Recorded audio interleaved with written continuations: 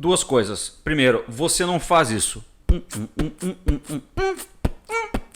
E segundo, esse cabelo não é rosa, ele é para ser vermelho e eu não sou o Pica-Pau, ok?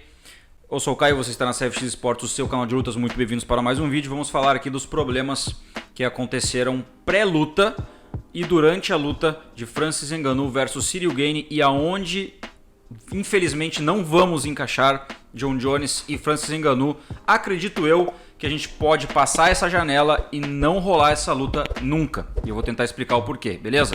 Deixa o like, se inscreve no canal. E, obviamente, tio Caio esperto voltou aos treinos para lutar novamente e vocês vão saber de tudo. No meu Instagram já estou soltando treinos e spoilers, me segue lá, Caio CFX. E aqui, eventualmente, a cada semana começaremos a soltar aí dicas de treino e tudo mais, como a gente fazia antigamente. E tem muita coisa dentro da nossa playlist, beleza? Bom, vamos lá. Na segunda luta de Francis Ngannou contra Stipe Miocic, ele mostrou ser um cara completo na trocação e um cara que pensava mais antes de agir, a ponto de ser uma luta completamente diferente da primeira luta. Ele nem parecia o mesmo cara contra o Stipe Miocic. E o Miocic fez um trabalho excelente para a segunda luta, perdendo peso, ficando mais rápido no boxe e traçando uma estratégia para tentar nocautear também o Francis Ngannou. Então nós não tivemos um Miocic cansado, lento e mal preparado. Nós tivemos um Ngannou que estudou, evoluiu e se tornou realmente um monstro que a genética dele proporciona. Ele só colocou técnica e colocou muita vontade. E ele se tornou esse monstro que ele é hoje. Depois tivemos agora esse combate aí que muita gente dizia que o Francis Ngannou iria passar o carro no Ciryl Gane. Eu já não achava isso desde o início, mas eu não sabia que ele tinha uma lesão muito importante no joelho, onde ele veio para essa luta com proteções, mas teve um problema muito grande. Antes mesmo do combate, o médico já tinha dito que se ele levasse muitas pancadas nessa zona, ele poderia ter uma lesão permanente, e eu digo permanente barra para sempre, e que poderia dificultar a carreira dele inteira dentro do MMA, onde a gente sabe que as pernas, né, é um lugar onde a gente vai utilizar em todas as posições. Ah, mas ele pode só lutar boxe. Vai utilizar a perna. Ah, mas então ele não chuta, mas ele dá joelhada. Vai utilizar a perna. Ele se movimenta no wrestling, no grappling, no jogo de grade para defender uma queda. Tudo vai utilizar a perna e principalmente ali as articulações. Beleza. Ele lutou contra Ciryl Gane, que foi um cara que ao longo desse combate ficou batendo, largando bastante low kick interno e externo nos joelhos do Francis Ngannou. Eu não lembro qual que era o dos joelhos, mas ele precisou fazer umas trocas de bases e tal, e ele acabou levando chutes nas duas pernas. Infelizmente, agora Francis Ngannou, depois de um desempenho que eu vou dar voto e vou dar uma propriedade do desempenho abaixo do esperado do Francis Ngannou na parte da trocação, dos chutes, dos joelhos, como eu disse, da agressividade, pela sua lesão que ele já trazia, e ele vinha com esse medo, porque ele tinha escutado que o médico disse que caso ele tomasse muito chute ali, muita pancada, poderia ser uma lesão para sempre. Então tu imagina, o cara tá indo disputar o cinturão, defender o cinturão contra um cara que já tinha hypado vídeos do Ciryl Gane, entre aspas, batendo nele. Depois a galera falou que existia lá as imagens que nunca seriam soltas do Francis Ngannou nocauteando, aquela coisa toda. Enfim, o que acontece? Ele pegou e estava lutando contra um cara que estava hypado a ponto de, se o Francis Ngannou perdesse, o hype do próprio Ngannou ia por água abaixo. E aí a gente teria um novo monstro, que seria o Ciryl Gane. Pelo combate, além disso, dessa tensão de precisar vencer a qualquer custo, ele trazia consigo uma lesão muito grave que infelizmente acabou culminando em mais lesão, e ele não vai poder voltar sem se operar. E aí entra a parte que eu estava falando para vocês, que o Francis Ngannou agora vai ficar, se ele fizesse a cirurgia hoje, agora, ele fica no mínimo 9 meses de repouso ou recuperação, com aquele início leve de fisioterapia, Lembrando que eu acredito que caras mais leves, eles têm uma pressão menor, e acredito que eventualmente nos exercícios ele se recupere com uma facilidade um pouco maior. Eu posso estar enganado. Se você sabe mais do que eu sobre isso, pode comentar aqui.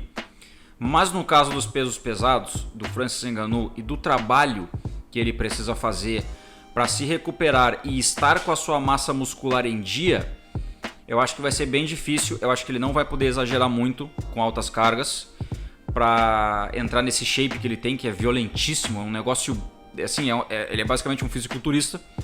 E, bom, se ele não é pego no antidoping, então significa que ele é natural. Então ele é uma potência física, assim como o Usain Bolt, assim como o Phelps, assim como...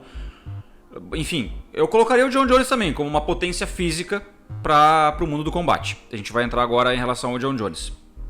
O que eu vi do Francis Ngannou, que daí eu já não acho estar certo ou errado, eu estou certo, porque existem dois tipos de biotipos. O explosivo, de velocidade, de força, que infelizmente o músculo não consegue segurar aquilo ali durante muito tempo.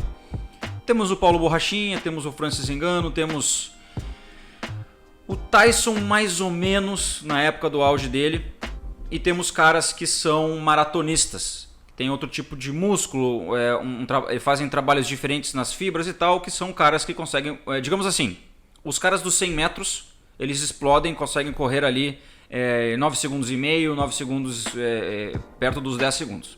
E tem caras que não tem como ter uma massa muscular de grande explosão para competir contra esses caras. Ele é magro na vida inteira, só que ele consegue correr 40 km. Ele é maratonista e ele simplesmente consegue do meio para o fim ser melhor ainda do que do início para o meio.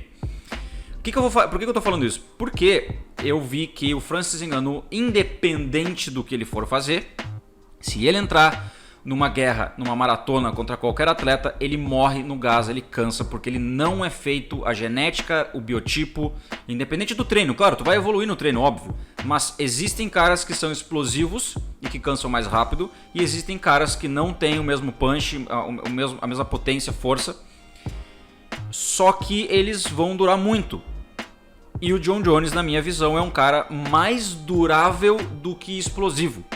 Eu acho que com o QI de luta do John Jones em cima do Francis Ngannou, se ele não nocauteou e não chegou nem perto de nocautear o Ciryl Gane, tá, tudo bem, foi a lesão, ele não conseguiu explodir, ele estava com receio e tal, então a gente meio que tem que tirar essa luta do Ciryl Gane e pegar o melhor Francis Ngannou.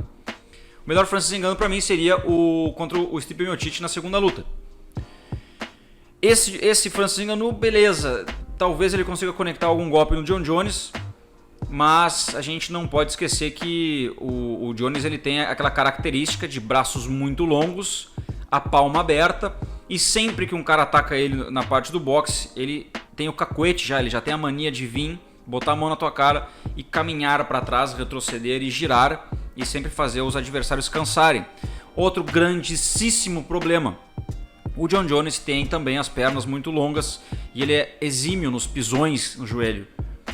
Então, Francis Ngannou voltar, agora é o X da questão, beleza, galera? Francis Ngannou voltar depois de um ano e pouco parado para defender o cinturão foi boa, contra o John Jones. Isso, o Jones ele entra, ele luta contra alguém, Stipe Miocic ou contra Ciryl Gane, blá blá blá. Ok, fechou. Então temos aí uma luta, aí ele tem que vencer, claro, né? Então vamos supor que o John Jones venceu. Ngannou se recuperando de uma lesão longa, que vai deteriorar o físico dele, não, entendeu? É muito difícil dele voltar como ele estava na luta contra o Miocic. Isso demoraria 1 ano e meio, 2, para ele voltar mais ou menos como ele estava lá. Talvez um pouco menos, mas é muito longa a recuperação.